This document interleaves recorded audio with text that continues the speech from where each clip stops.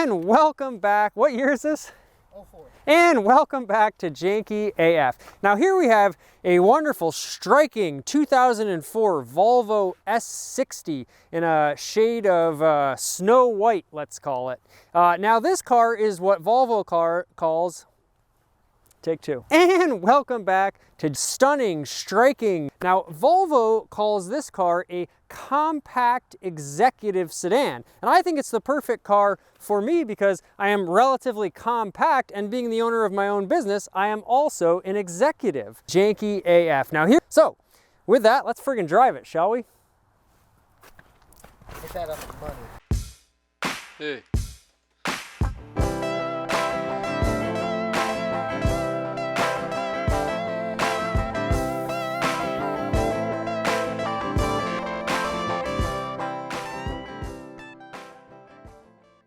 The first generation Volvo S60 was released for the 2000 model year and was one of the first vehicles built on the P2 platform, which also underpinned the S80, V70, XC70, and XC90. Although a recent acquisition of the Ford Motor Company in 1999, Volvo designed the P2 platform completely in-house, and the S60 was assembled in Torslanda, a manufacturing town of about 10,000 residents in Volvo's home municipality of Gothenburg.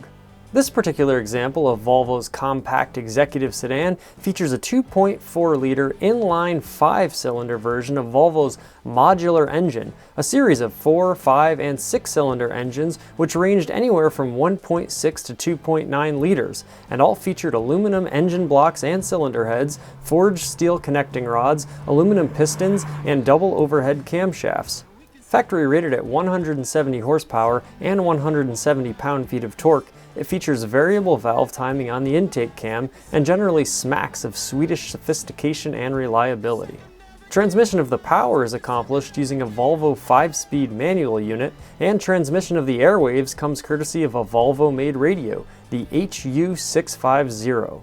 A set of aftermarket headers, air intake, and a temporary partial muffler delete increase both power and vehicular flatulence, while beautiful gold-painted Pegasus-style 5-spoke wheels borrowed from the S60R of the time offer the perfect pièce de résistance.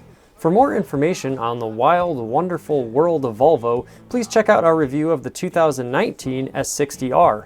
But first, let's take it all back to the beginning with this seminal slice of a modern Swedish masterpiece. All right, and welcome back to Janky AF. So excited and pleased to be driving this 2004 Volvo S60. Thank you so much to David for allowing us to drive this car. It's been a long time coming. Very, very excited to drive this great car. Now, I did just drive another Volvo S60, and you can watch that review here on Janky AF. This is going all the way back. This is the first generation of Volvo S60. I believe it ran from, well, like 02 to 09, maybe it was 2000, 2009. It's 2004, right in the middle before the facelift. And I have to say, I absolutely love the styling of this car. It looks wonderful in this shade of white. Now, they did facelift this car in 05, and they body colored all of the panels, but I think, even though plastic cladding is sort of like an epidemic right now, I think the black plastic cladding on this car, because it's sort of done tastefully and just in the right spots, and especially on this white color, gives it this great black and white contrast and actually works quite well. I actually prefer this pre-facelift version. Now, I usually prefer pre-facelift versions because I feel like usually they have it right the first time and they go and tweak it to try to keep the model going longer. And usually the first iteration is usually the best, and I would say in this case that's definitely true. Now, we do have no exhaust on this car, or very limited exhaust on this car. A friend just made a cameo on Janky AF and he doesn't know it. So it is quite loud, but the nice thing of that is you get all these farts and pops and burbles, and it adds to the sort of dynamic feel of this car. We do have a 5-speed manual transmission in here, which is of course great. I love a manual. The shift knob is currently off, and that is one of several janky things about this car. But because every car is a great car, this car is of course no exception, and it adds to the character of this car. Now, David is in the contracting business, and he actually uses this car every day as his daily driver, so we always got tools and stuff in here. And so the car was never perfect when he got it, but the interior has become a little bit stained. Some of the door cards in the back are, you know, a little worse for wear. But luckily that does not affect the driving experience whatsoever. And of course, cars are about driving first and foremost.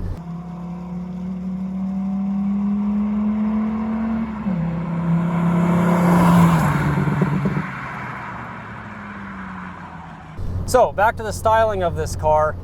This car is one of the best looking cars ever. Now, to me, this is like the sweet spot of Volvo. It's probably the least square, boxy that Volvo's ever been, and this came right after, I believe it was the S70, that was the, or maybe it was the V70, that was the super boxy version that came before this.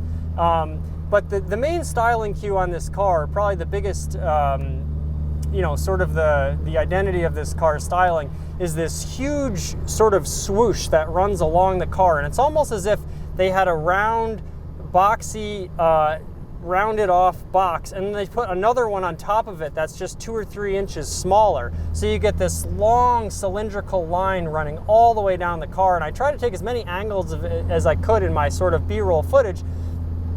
And you see it most when you see the door lines, because you see just how far it juts out on the side, and then it sort of tapers off and wraps around nice and tightly in the front and the rear.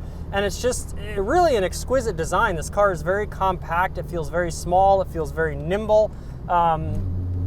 And when you look out your wing mirror, you just get a perfect view of that little muscular bulge that comes out. And every time you open the doors, you notice it. It's just a beautiful, beautiful design. And it's quite timeless. It's only aged better and better. Now, this is the normal version of the S60. It's not the R. An S60R, as we hear some cracks and burbles right there, just sold on Cars and Bids in that beautiful aqua color with the, what was the color of the seats there?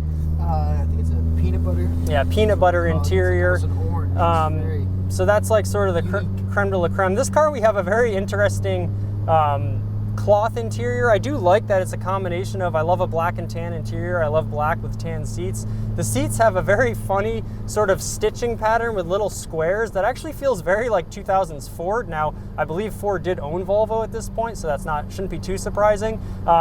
You could say it's somewhat of a grandma interior, I guess, but most of the grandmothers I've ever known are pretty hip chicks, so I guess that's not a bad thing at all. Tan cloth doesn't seem to age very well, just in terms of stains and things like that. But you know, it's perfectly functional for what it is, and I think cloth seats do have a lot of advantages too. They're not going to probably crack as easily. They're not going to sort of get beat up by the weather and stuff like that. So I'm perfectly fine with cloth seats. But certainly the interior has, you know, maybe seen a little bit better days. But again, you could probably go to a junkyard and get a fresh set of seats for one of these. We have 167,000 miles on it, and it is a 5-cylinder, inline 5-cylinder motor. It's the 2.4 liter. And how many horsepower do you think it makes?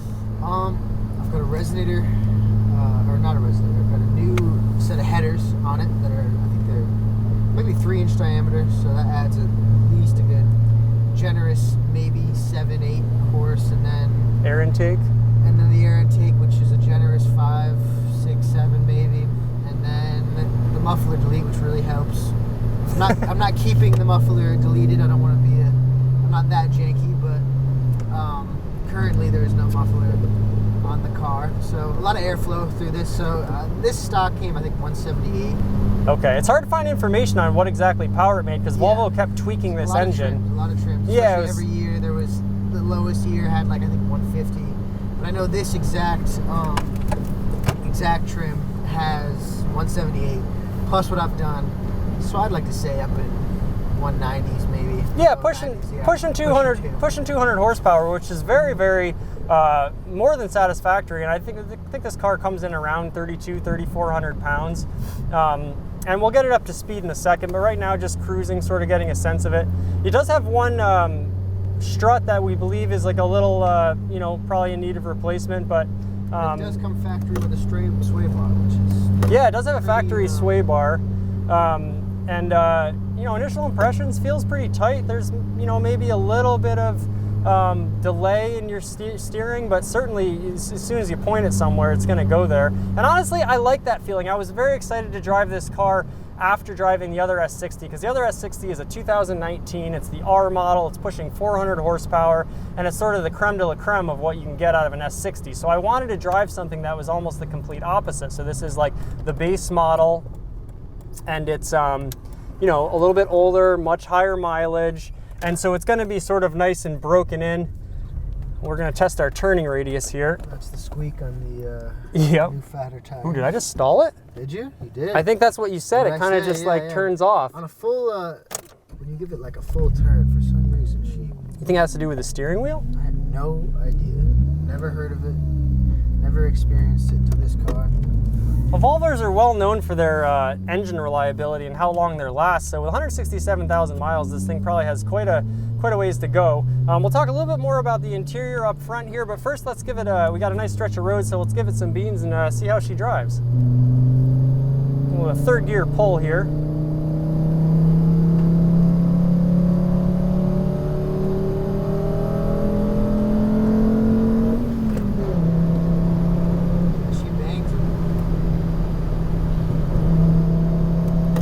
Even in fourth gear, plenty of response. Not even coming close to touching the red line. Wow. Yeah, see, this is like, and you have a nice like shove after you let the gas off. You have that nice mechanical feel, where you feel it backing off. I'm not even getting over 4,000 RPM. The red line's 6,000, but you know, this is the great thing about cars like this, is it takes time to build speed, but you're rewarded because of that.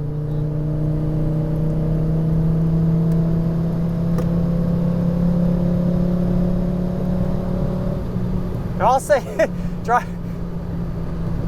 driving this car at, you know, three quarters to, you know, a half to 3/4 of the speed of that other S60R is just, if not more, engaging. And I think that's the thing that people don't appreciate, is that these cars that are maybe the handling isn't, you know, whip tight, and your power isn't like instantaneous, and it's not going to jet you down the road like a, you know,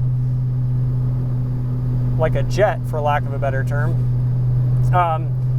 But your engagement and your, you know, heart-pumping feel of going around a twisty road at like a decent amount of speed, you know, Jay Leno says like all your fun is between 60 and 120. I mean, in a car like this, all your fun can be between 40 and 80 or 40 and 90, and it's going to be a very rewarding, enjoyable experience. You're still going to get your heart pumping. You're still going to get your thrills. I mean, probably because of the loudness of this car, it feels like your RPMs are, you hear all those pops and burbles, your RPMs are higher than you even think they are, lower than you even think they are. So I stumble over my words out of sheer excitement and joy.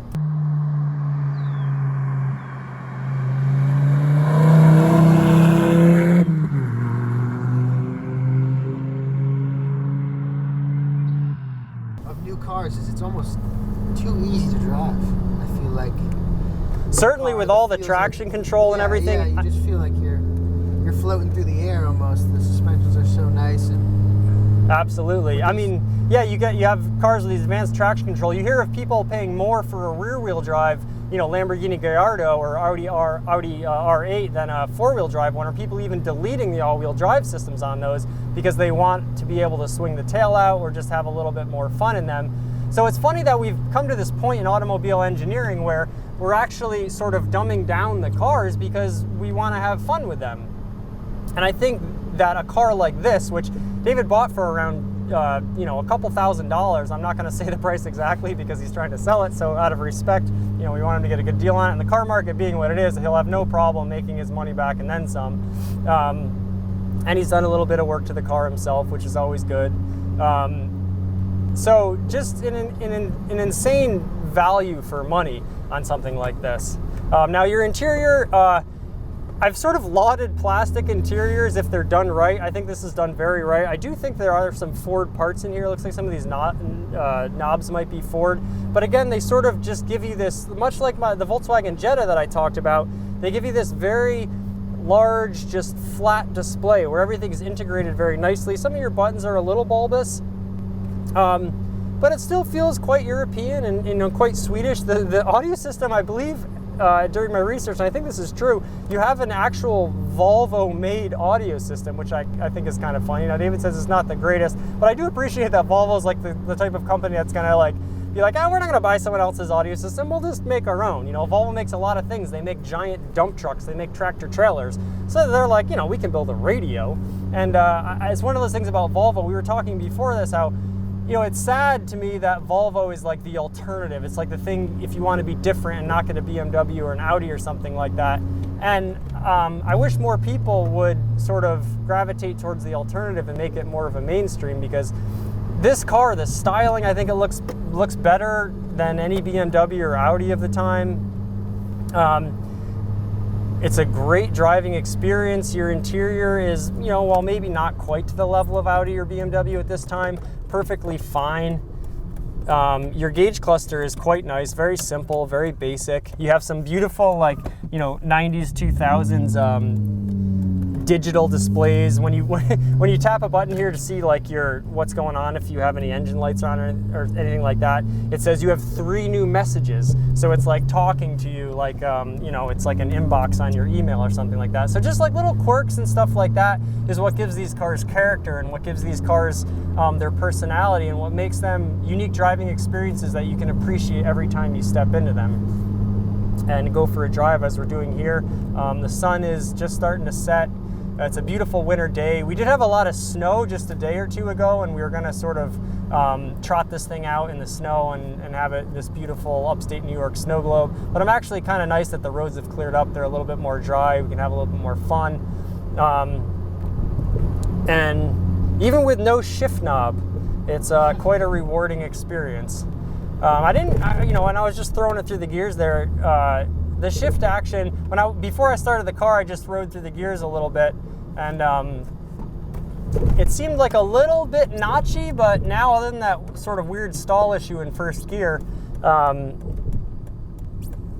plenty easy to slam through the gears.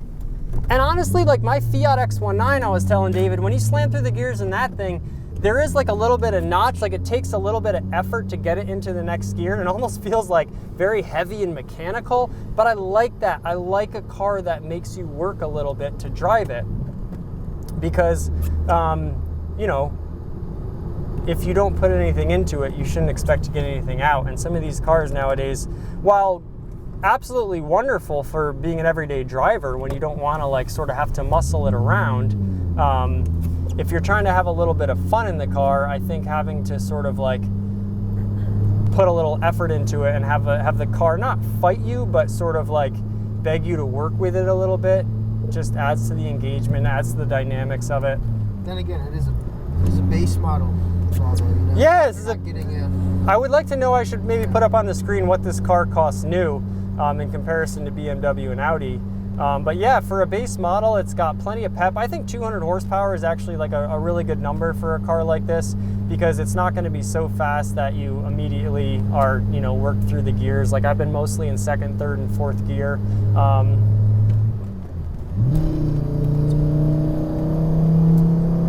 We'll do one more pull here. And we do have it's a great noise, and it's funny because I wonder how outside it's probably maybe a little ostentatious. Yeah. In here, and this is probably due to, you know, Swedish engineering, your noise is blocked out quite well, and the pops and burbles especially are very rewarding. An extra cylinder really adds quite a different tone. Yeah, a 5-cylinder is such a unique thing too. Now Audis did do some 5-cylinder stuff, but just that odd number of cylinders is like another sort of unique thing, and it does have a nice feel to it. I think it's a good balance of torque and horsepower. I wonder what the torque figure is on this. I want to say in the 2s. Is it? Yeah. It could even be. I love engines. I love, especially in cars, because this is a truck thing, I love engines that have higher torque than horsepower, because definitely has higher torque than horsepower. Torque really is like an underrated I'm pretty thing. sure the motor mounts might be a little worn, because when you let off throttle, you do get that jolt of... Which I kind of like. My Aerostar does that. Yeah, I like it. Again, it just adds to the sort of mechanical feel of it. Yeah, it's you're part of the car when you're driving this, for sure. It's not 100%. Keeps you tucked in. There's not too much room in the front seat. No, it's fairly cozy. Your knee is like sort of butting up against your door card a little bit, but I don't really have a problem with that. So far, in just a couple of minutes I've been in the car, the seat actually is quite nice. You feel like you're fairly well bolstered on the sides. It is a luxury car. It's a luxury brand for sure. They're supposed to compete with BMW and Audi. It's a compact executive car. So if you're two self-employed people of modest stature, then this is the car for you.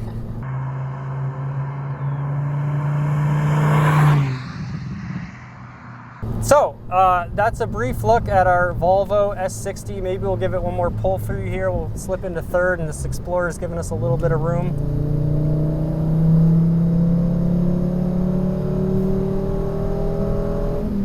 Not bad in a straight line, but I will say this is definitely a car that you can have some fun with whipping around the bends, as we just did a couple minutes ago. So I could say a lot more, but I don't want to make these reviews 2 hours long, and gas prices being what they are, David has been very kind and generous to offer us this car. Thank you so much to him. And what a treat to drive this 2004 Volvo S60 in a brilliant shade of snow white, we'll call it. So stay tuned for the next one. Until next time, Janky do thanky.